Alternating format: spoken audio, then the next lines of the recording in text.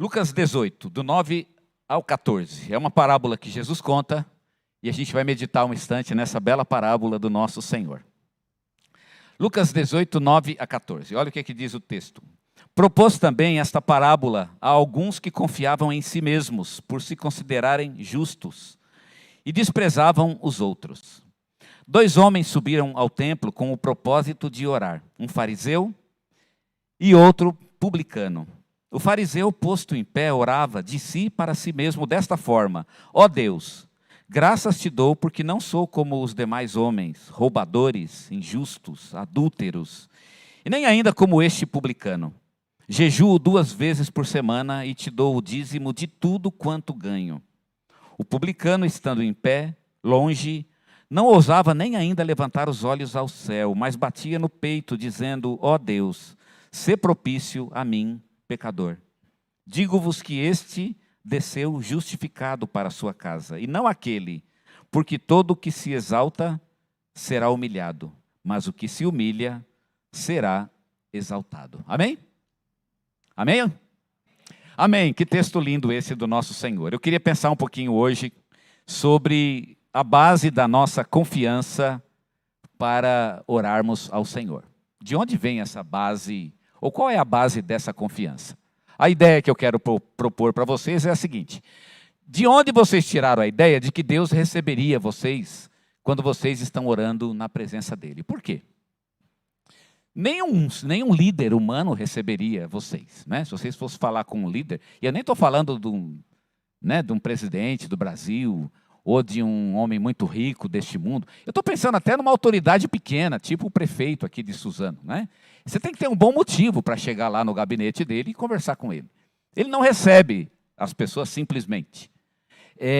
Se os homens já são assim, por que nós tiramos a ideia de que Deus nos receberia ou de que Deus nos aceitaria? Será que Ele realmente nos aceita? Ele é o Criador do universo. Será que Ele receberia pessoas como nós, pessoas simples como nós, gente que não tem nada, né? Não somos nada. Será que Ele nos aceitaria? E em que base Ele nos aceitaria? Em que base? Eu sempre achei estranho, né, orar a Deus. Eu demorei um pouco para entender que Deus me aceita. Porque eu sempre tive muita e absoluta consciência de que Deus está lá. E sempre achei estranho Ele gastar tempo comigo. Eu sempre tive um certo cuidado quando eu estou na presença de Deus, porque eu tenho a impressão que Deus ele é uma pessoa meio ocupada, então eu preciso tomar um certo cuidado quando eu estou Existe um certo protocolo, não sei, né? Então eu tenho um certo cuidado na minha relação com Deus, e uma das coisas que eu demorei um pouquinho para sacar e para entender é que Deus realmente se importava comigo. Mas por que Ele se importa comigo? De onde eu tirei essa ideia? E o que a Bíblia diz do porquê Deus se importaria conosco e nos aceitaria na sua presença para estarmos em comunhão com Ele? Na Bíblia existe uma base para isso, sim. Não é qualquer um que Deus aceita. Na verdade, uma pessoa normal, né, no seu estado normal, ela não seria aceita por Deus. Para que uma pessoa seja aceita por Deus, ela precisa ter uma qualidade que a Bíblia, o Antigo Testamento e também o Novo Testamento, vão chamar de justo. Deus aceita na sua presença aquele que é justo. Tá certo? O que é justo? Por exemplo, se você lê os Salmos, ele fala muito sobre o justo. Está lá o tempo todo, né? A maioria dos Salmos aparece a figura do justo. Deus ama aquele que é justo. Deus ele tem uma intimidade com aquele que é justo. Aquele que é justo anda com Deus. Aquele que é justo pode se aproximar de Deus, conversar com Ele, ter um relacionamento com Ele. Aquele que é justo é protegido por Deus, mas é o justo. É o justo. O livro de Provérbios, ele foi praticamente escrito para falar sobre como que uma pessoa pode ser justa. Aí leia o livro de Provérbios e está lá, né? Não é muito fácil, mas como que um homem e uma mulher podem ser justos. E não é só uma questão de ser bonzinho, de ser honesto. Não, não. O que está em jogo aqui é a condição básica para se chegar a Deus. Deus não aceita qualquer tipo de pessoa. Há pessoas que não poderiam jamais chegar na presença de Deus. Mas o justo, sim. Quem é o justo?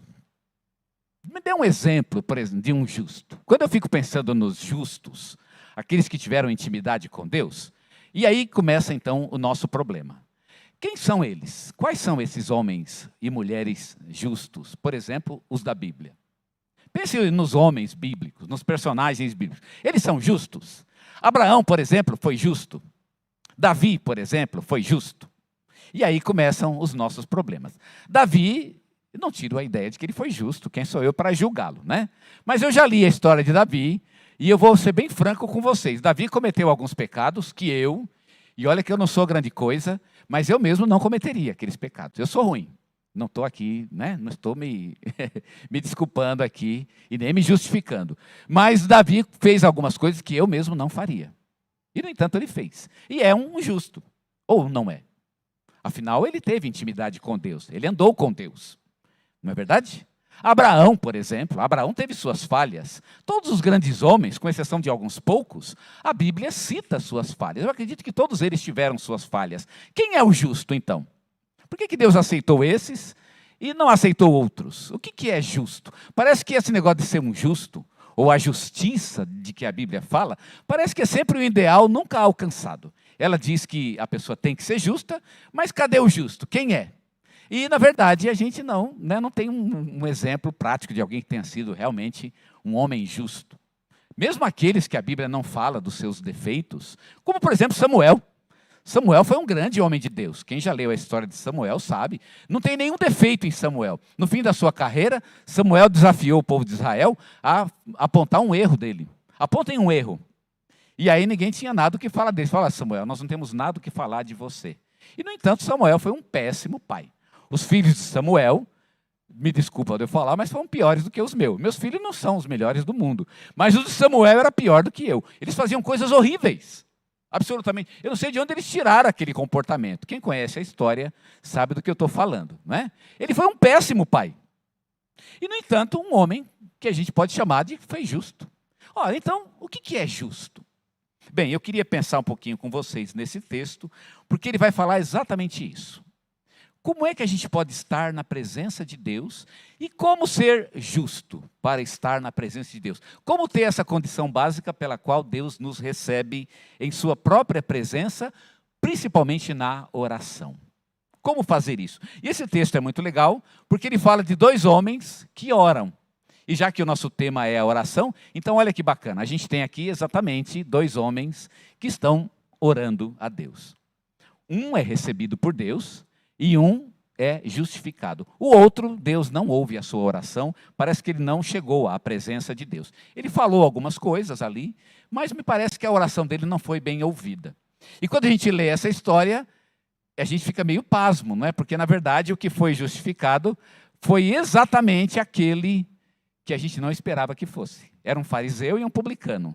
Aquele que era o mais santo não foi considerado justo. E o que todo mundo acharia que não é tão santo assim, esse foi exatamente o que foi justificado. Então, parece que a história está meio estranho, né? O que é o justo?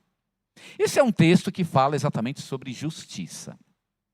Aqui nós não temos uma lição sobre orgulho, né? Não é uma lição, por exemplo, sobre humildade, nem mesmo sobre oração.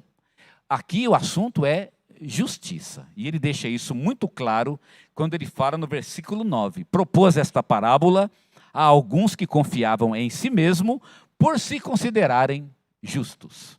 Quer dizer, eu posso estar na presença de Deus porque eu sou justo. E aí vão descobrir no final que eles acham que são justos, mas na verdade não são. Não deveriam estar na presença de Deus. E alguns que acham que nem são, na verdade são. Então vamos estudar um pouquinho essa questão da justiça de Deus, que é exatamente a condição para estarmos na presença dele. O que os judeus pensavam sobre justiça? Os judeus tinham um conceito de que no final dos tempos, lá no dia do juízo, Deus iria pesar os pecados dos homens. Ele iria colocar os pecados e a justiça na balança. Tudo que você fez de bom e o que você fez de ruim vai ser colocado numa balança e vai ser pesado. Se as suas obras boas forem maiores e mais pesadas, quer dizer, se você fez mais coisas boas, então ele vai salvar você. Se você fez mais coisa ruim do que boa, então ele vai condenar você. Esse era o conceito judaico de justiça. É você ter um acúmulo de coisas boas, de obras boas. Você ter um currículo de um bom comportamento, e um bom comportamento, inclusive, que em massa, né, em quantidade, excede o mau comportamento. Então, o que é bom e o que é mal? O que é mal, ele é injusto. E aquele que é bonzinho e que é bom, ele é o justo. E agora Jesus vai romper com essa ideia. Ele vai mostrar uma pessoa que todo mundo acha que é boa e uma pessoa que todo mundo acha que é má.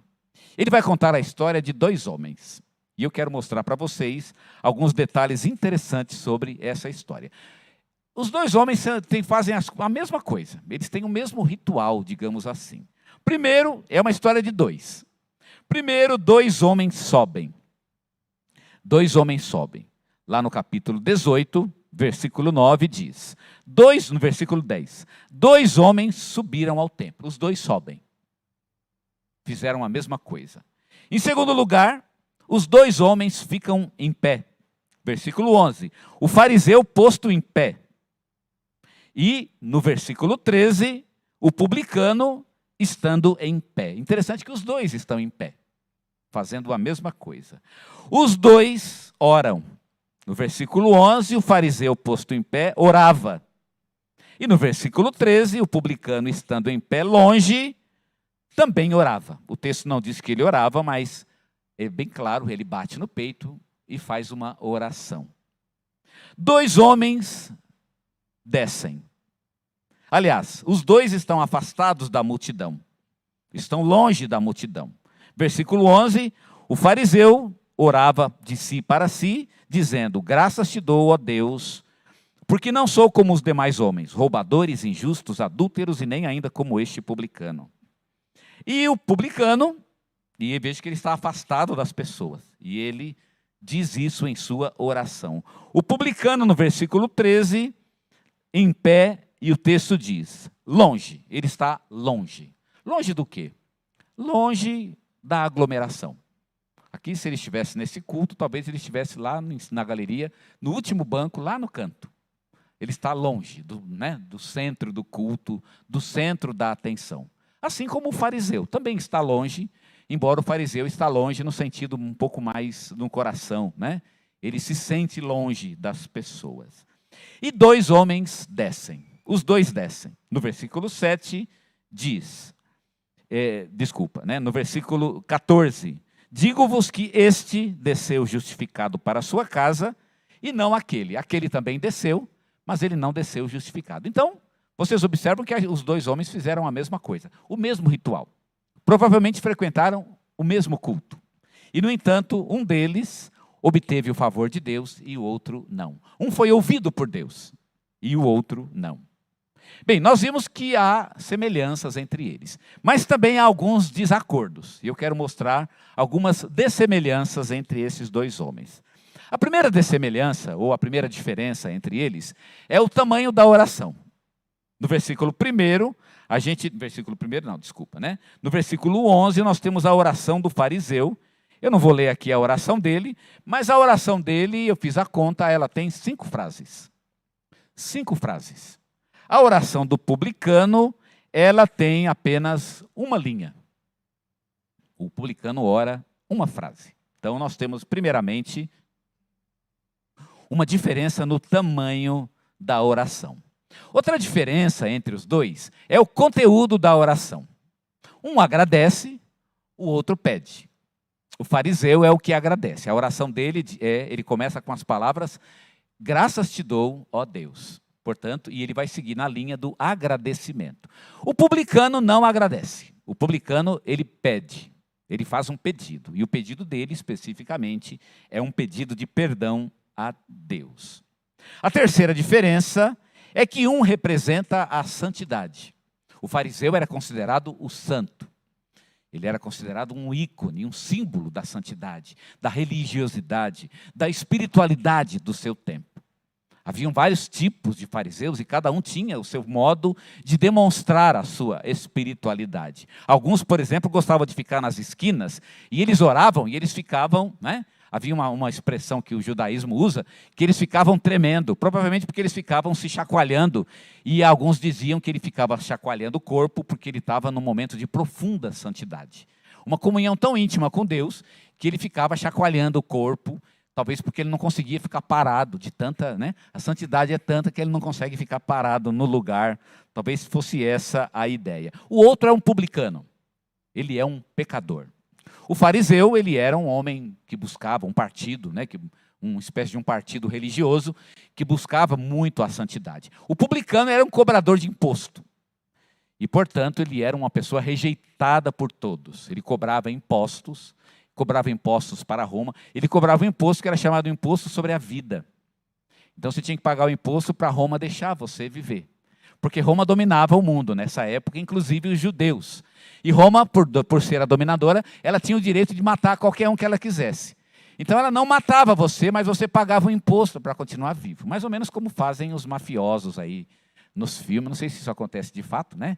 Mas nos filmes eles pagam por proteção, só que é proteção contra eles mesmos. É o que Roma fazia. Os romanos, eles cobravam a proteção deles mesmos, né? E aí os publicanos, eles cobravam esse e outros impostos que os romanos então cobravam dos judeus. Eles eram muito odiados, e muitos eram desonestos, inclusive, cobrando até o que não devia e ficavam com parte do dinheiro para si, além do seu próprio salário. Geralmente eram homens muito ricos e muito odiados pela sua sociedade.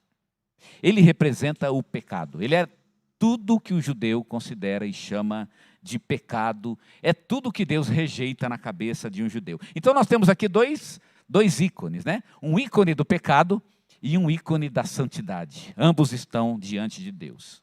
Bem, um é chamado de justo e o outro não. E está lá no versículo 14, aonde Lucas nos diz: digo-vos que este, o publicano, desceu justificado para a sua casa e não aquele, porque todo o que se exalta a si mesmo será humilhado, mas o que se humilha será exaltado. O publicano desceu justificado e o fariseu não. Podemos dizer que a oração do publicano foi ouvida e a oração do fariseu não foi ouvida. Isso rompeu um pouquinho com aquela nossa ideia de justiça. Eu comecei falando para vocês que Deus não recebe qualquer um. Ele recebe o justo. E agora o fariseu, ele é o justo. E isso é algo que nós não esperávamos. Eu esperaria que o fariseu, né, fosse o justo. O publicano, portanto, é que é agora o justo. O publicano, o pecador, é o justo. Por quê? O que Lucas está querendo dizer com isso? E qual é a lição que ele quer nos ensinar sobre como alcançar essa justiça de Deus? A grande lição desse texto, embora Lucas não vai explorar isso, né? Paulo é que vai ser o grande campeão, né, dessa ideia e vai explorá-la de muitas maneiras e de muitas formas. Mas é exatamente a questão desse texto, é que o ser justo, e escutem bem o que eu vou dizer, o ser justo e a justificação, ela não é o resultado de um bom comportamento.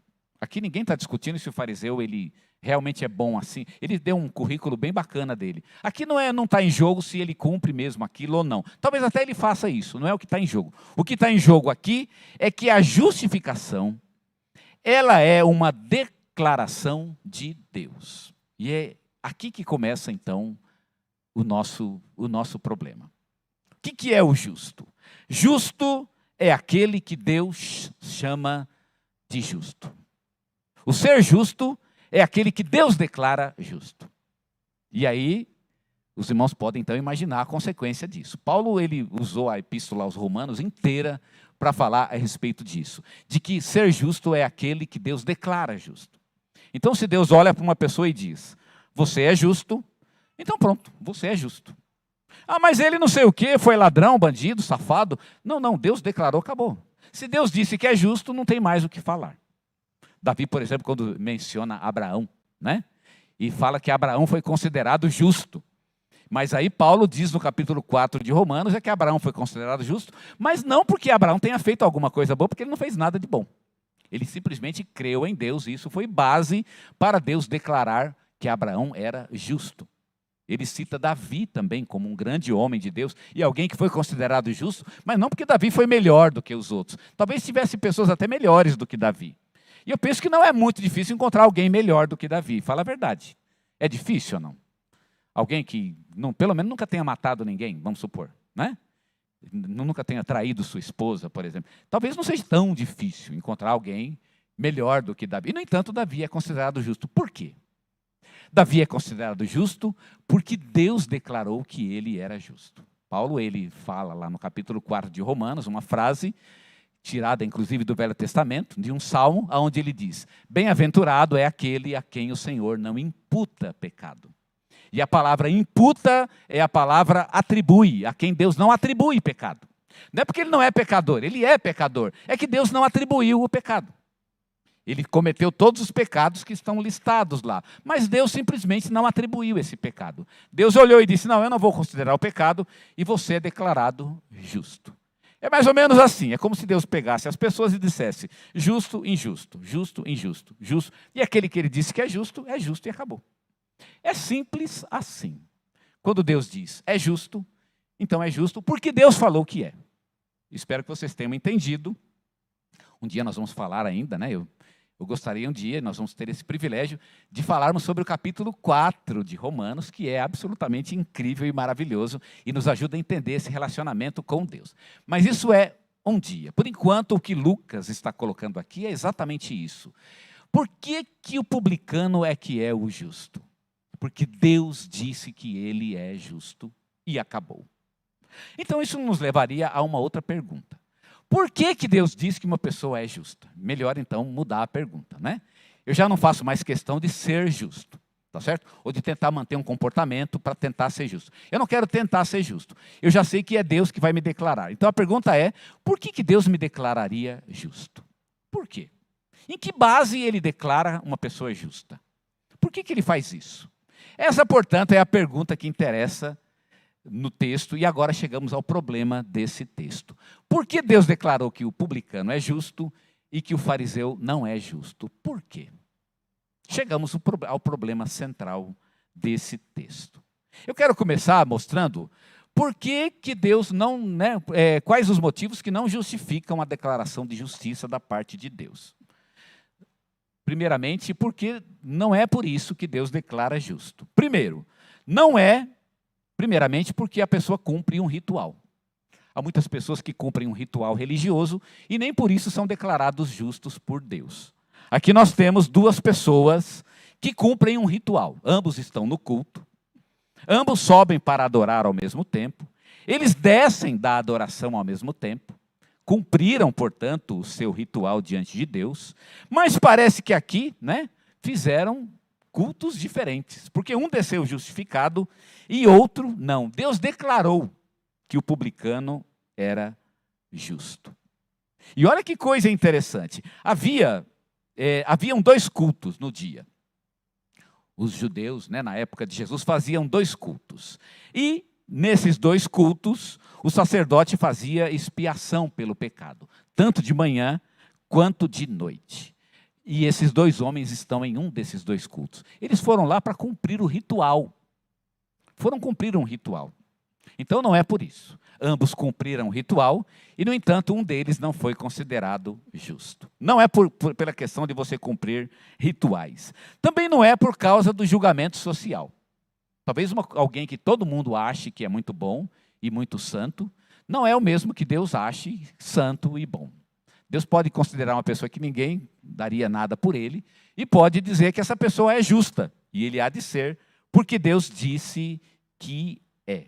Aqui nós temos uma comparação interessante entre um fariseu e um publicano, e ambos tinham um julgamento social. O fariseu era julgado pela sua sociedade como uma pessoa muito santa e muito justa. E, no entanto, Jesus diz: pois é, todo mundo diz que é, mas Deus não disse que ele é. E, portanto, ele não é. Ele não foi justificado por Deus. O julgamento social, ele não influencia na decisão de Deus quando ele considera uma pessoa justa. Também não será por seu esforço próprio. O fariseu, ele se esforçava muito pela sua própria justiça. A lei previa, a lei de Moisés, ela previa um jejum por ano, que era no dia da expiação. Nesse dia, sim, está lá na lei de Moisés, todos deveriam fazer um jejum nesse dia. Um jejum por ano. E, no entanto, esse fariseu, ele jejuava 2 vezes por semana. Não é impressionante?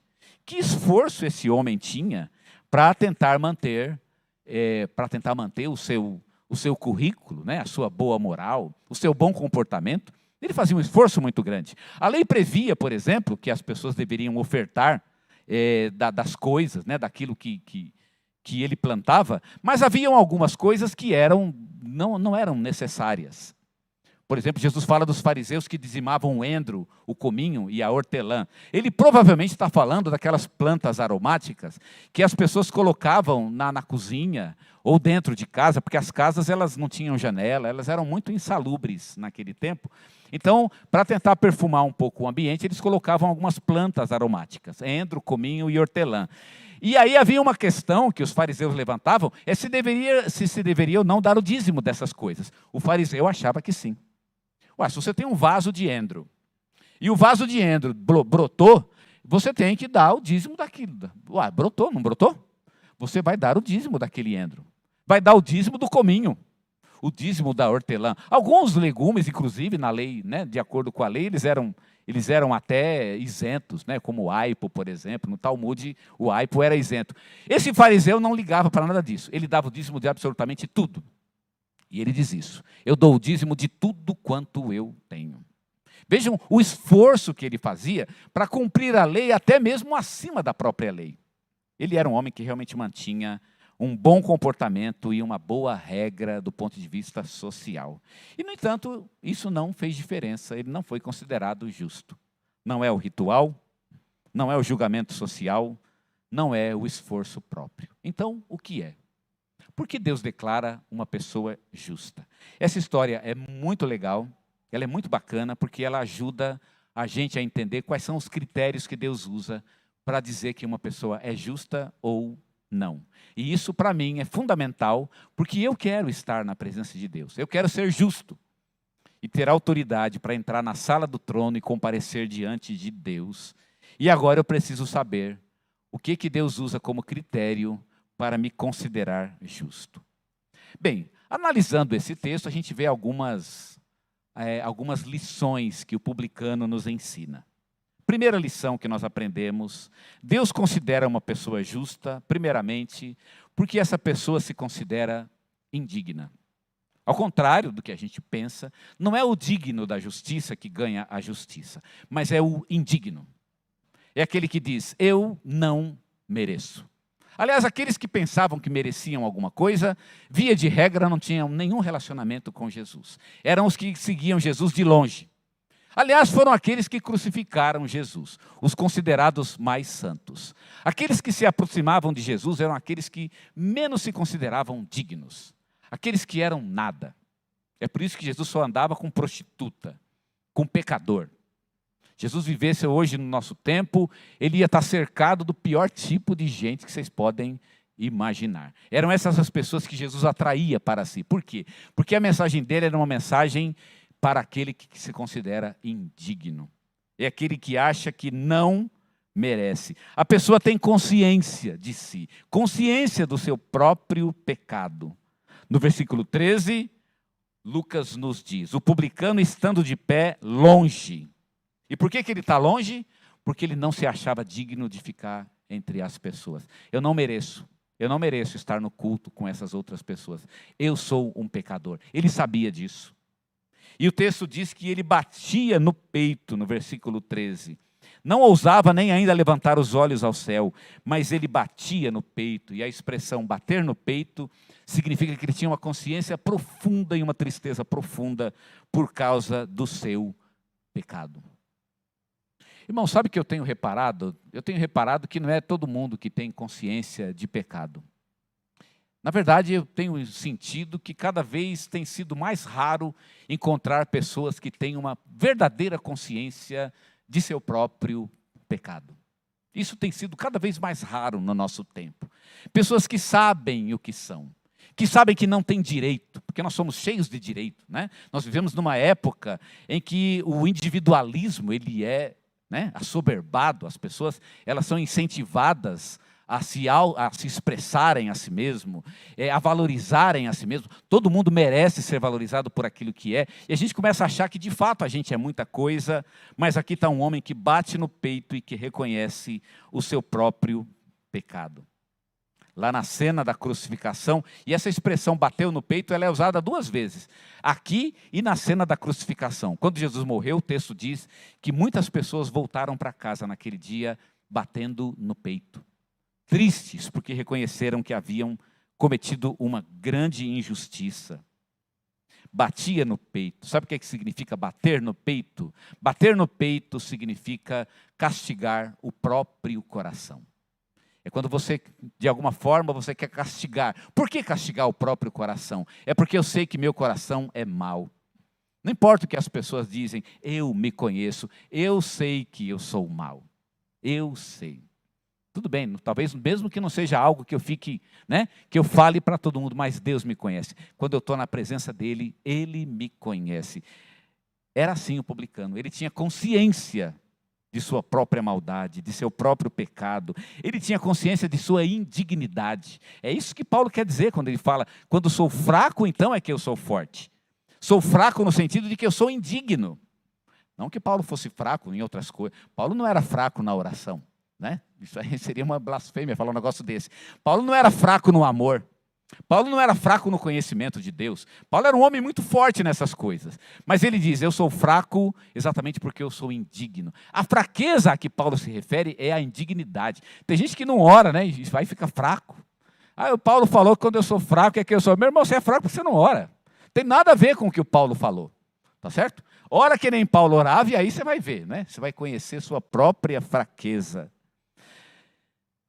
A pessoa que Deus considera justa é aquela que se acha indigna de ser considerada justa. É exatamente isso. Eu não sou digno de estar na presença de Deus.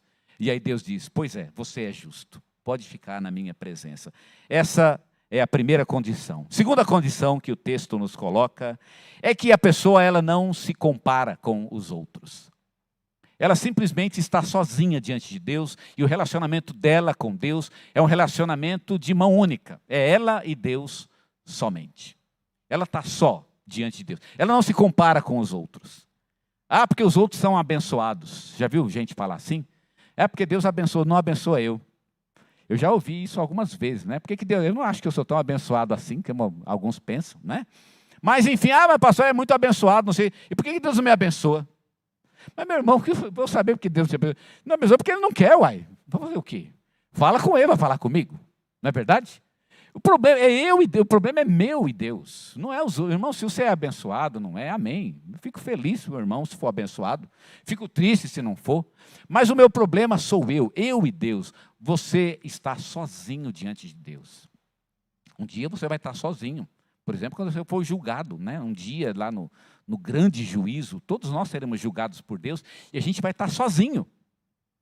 Lá tem uma música muito bonita, creio que seja do Sérgio Pimenta, que falava sobre isso. Quando a luz da esperança toldar-se ao redor, quando olhar e explicar para a mente que está só. Quando o pé não tiver mais apoio, nem a mão, outra mão por socorro. Quando o dia da angústia chegar, o que será? Nós estamos absolutamente sozinhos diante de Deus. Nós não temos nada, nenhum apoio. E quando eu estou sozinho, só eu e Deus, e eu começo a entender que o meu negócio é com Ele, o meu relacionamento é com Ele, não devo nada a ninguém, devo a Ele, Deus me considera justo. Deus me considera justo. Sabe qual foi o problema do fariseu? Foi a sua justiça própria. A sua justiça própria distorceu a visão dele. E quando o fariseu orou a Deus, ele começou a se comparar com as pessoas. Sabe que eu acho que Deus deve gostar mesmo de mim? E agora quando eu olho para as pessoas, eu acho que Deus deve gostar muito de mim. Porque eu sou abençoado, porque eu faço, porque eu aconteço. Mas irmão, o que se importa se Deus está fazendo na vida do outro ou não? Né? Eu fico feliz. Às vezes os irmãos me falam de suas bênçãos. Isso é uma coisa que deixa a gente muito feliz mesmo. Agora, eu não me comparo com ninguém. O meu problema sou eu e Deus. Eu já falei para os irmãos que o nosso relacionamento com Deus, às vezes ele é mais simples do que a gente pensa, né? Eu cheguei a dizer aí numa das ocasiões que às vezes é só uma questão de disciplina, nem é uma questão de você ser mais espiritual, é só ser mais disciplinado e buscar a Deus numa hora certa, um pouco mais regularmente, todos os dias, tipo assim, né? Mas a coisa é simples, é você e Deus. Você tem que buscar uma relação íntima, pessoal, só você e Ele, somente. Deus considera justa a pessoa que não julga e não se compara com os outros. Eu não tenho comparação com nenhum de vocês, e nem vocês têm comparação aqui com os outros. A questão de vocês e Deus é absolutamente individual. Eu tenho falado com algumas pessoas que têm sofrido, né? A gente encontra, eu tenho visitado os irmãos, e fico triste de ver que alguns têm sofrido muito. E eu não tenho palavras para esses irmãos. Por que será que Deus deu para esses irmãos esse sofrimento? A única coisa que eu posso dizer é, irmão, Deus te deu esse sofrimento, você vai ter que encará-lo. Ah, mas por que não deu para o outro? Porque Ele deu para você, vai fazer o quê? Não é? Você tem que se acertar é com Deus. O seu problema é com Ele e somente com Ele. Deus, Ele considera justa uma pessoa que não se compara com os outros, mas que está só diante dEle, olhando especificamente para Deus e esperando especificamente em Deus. Em terceiro lugar, Deus considera justa a pessoa que reconhece a majestade e a santidade de Deus. Quando você está diante de Deus, nós falamos sobre isso no domingo passado, você respeita Deus. E aqui nós temos um fariseu e um publicano. E o fariseu, quando está diante de Deus, ele foi, vamos falar bem francamente, ele foi irreverente, porque ele não reconheceu a majestade e a santidade de Deus. Ele ora assim, ó Deus, graças te dou porque não sou como os demais homens, roubadores, injustos, adúlteros, nem ainda como este publicano. Jejuo 2 vezes por dia e dou o dízimo de tudo quanto eu ganho. Ele esqueceu com quem que ele está falando. Acho que Deus falou, mas filho, você está falando com quem, rapaz? Você acha que eu sou o quê? Não é? Por que está mostrando o seu currículo? Irreverência para com Deus. Primeira coisa, está diante de Deus, primeiro, abaixa a cabeça. Primeiro de tudo. Eu acho até engraçado pensar assim, né? Depois que o cara dá o currículo para Deus, Deus olha o currículo e fala, bom, primeiro baixa a cabeça primeiro, ajoelha, põe o rosto no chão. Você está diante do seu Criador, o Criador do universo. Reconheça a minha majestade. Reconheça a minha glória. Primeiro, respeito pela minha presença. O fariseu não tem isso. Eu acho que ele está tão cheio de si que ele começa a achar que ele é colega de Deus, né? Deus é meu colega. E aí a coisa começa a ficar ruim para o lado do fariseu. O publicano não. O texto diz que o publicano está de longe, ele fica em pé, ele bate no peito e ele não levanta os olhos. Sabe por que ele não levanta os olhos? Porque ele não quer olhar para Deus. Eu não mereço. Eu reconheço que estou diante de Deus. Reverência plena, total e absoluta diante de Deus. Ele sabe e tem consciência de que é com Deus que ele está falando. E aí o publicano se dirige a Deus. É uma contradição bem interessante essa, né? De você achar que você não é digno de estar na presença de Deus, e é exatamente isso que torna você digno de estar na presença de Deus. O fariseu não reconhecia a majestade e a santidade de Deus. Já o publicano, ele sequer levantava os olhos. Sequer levantava os olhos. Meu irmão, a contemplação de Deus, eu imagino que poucos de nós, de fato, têm contemplado a Deus. Eu fico pensando quantas vezes eu tive mesmo essa contemplação de Deus, como Ele é, com todo o respeito que Ele merece. O publicano fez isso, e é por isso que Deus o considerou justo. Dos dois, foi ele que entendeu o que significa estar na presença de Deus. Quem é o Deus? Diante de quem ele está. Ele reconheceu a majestade de Deus, a santidade de Deus, e agiu de acordo com esse conhecimento. E por fim, a última coisa que Deus leva em consideração para decretar uma pessoa justa é quando essa pessoa confia na misericórdia de Deus. Ele confia na misericórdia. Confia em Deus, que Deus o ama. Que Deus ainda quer um relacionamento com Ele. Ele não duvida disso. Eu levei algum tempo para sacar essa verdade, né? Que eu tenho que confiar em Deus, eu tenho que acreditar que Ele se interessa por mim, que Ele me ama, que Ele de fato quer me ouvir, e me ouve de fato, e que Ele tem misericórdia para mim. A gente às vezes não confia nisso, a gente acha que Deus nos abandona. É muito comum a gente, por que Deus me abandonou? Meu irmão, mas quando é que Deus abandonou alguém? Por que Deus esqueceu de mim? Mas quando é que Deus esqueceu de alguém? Isso já aconteceu? Deus é disso? De esquecer de alguém? O publicano confiou na misericórdia de Deus. E ele diz simplesmente para Deus, Deus, sê propício a mim. Ele diz simplesmente isso. E confia nisso. E baseia a sua vida nisso. O fariseu não. O fariseu não precisa de misericórdia. Mas o publicano precisa. Todo aquele que busca a Deus, clamando pela sua misericórdia, vai encontrar a misericórdia de Deus. Deus está disponível para aquele que clama por misericórdia, aquele que pede misericórdia. Nós falamos disso no domingo passado, a oração da reverência, o Salmo 123, onde o salmista não pede nada especificamente a Deus, mas ele simplesmente diz, tem misericórdia de mim, Senhor. E ele confia na misericórdia do Senhor. Ele confia que Deus está propício a ele. E ele não duvida disso. Ele não duvida. E quão facilmente nós duvidamos da misericórdia de Deus. É só o problema não se resolver? É só a dificuldade continuar durante algum tempo que a gente começa a desconfiar que Deus seja de fato misericordioso. Irmãos, é preciso confiar na misericórdia do Senhor para que possamos ser justificados por Ele. O publicano foi justificado porque ele confiou na misericórdia do Senhor, dependeu da misericórdia do Senhor. Ele se colocou numa posição em que ele realmente estava à mercê da misericórdia do Senhor e se deixou levar pela misericórdia de Deus. Ele simplesmente disse, Senhor, seja propício a mim, com todo o respeito que Deus merece. E Deus gostou disso. O texto diz que ele voltou para casa justificado. Sabe o que significa justificado? Ele foi considerado justo. É como se Deus estivesse carimbando, falando, volta aqui outro dia. Né? Você agora tem um passe para voltar à minha presença. Eu vou te ouvir, porque agora você é justo. Você faz parte da galeria daqueles que podem entrar na minha presença. Esse pode. Esse eu aceito. Esse eu vou ouvir. Esse as orações vão chegar a mim. E vão ser atendidas, e vão ser ouvidas. Esse vai ter intimidade comigo. O justo. E que não tem nada a ver, aqui vejam, nada a ver com comportamento, bom ou ruim. Não é uma questão disso. O que tem a ver sim, é com se colocar na presença de Deus como Deus quer que nós o estejamos. Eu quero que você abaixe a cabeça neste momento.